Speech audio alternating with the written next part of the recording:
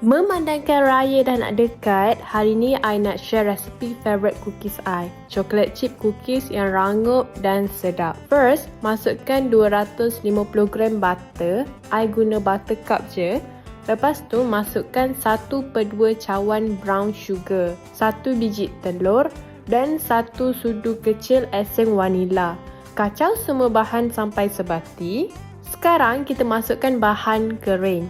Masukkan 1/2 cawan tepung jagung, 2,5 cawan tepung gandum, 1 sudu kecil baking powder dan 1 sudu kecil bikarbonat soda.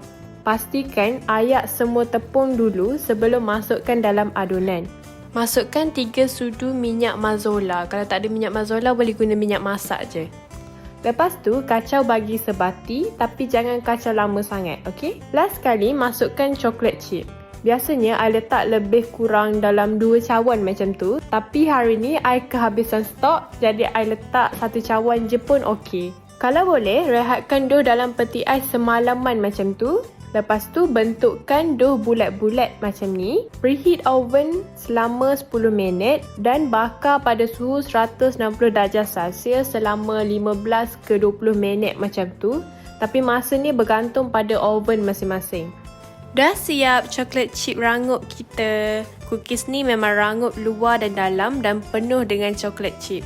Memang sesuai sangat buat untuk biskut raya atau nak buat kudapan bila-bila masa. Selamat mencuba. Jumpa lagi esok dalam Ramadan Series with Adila.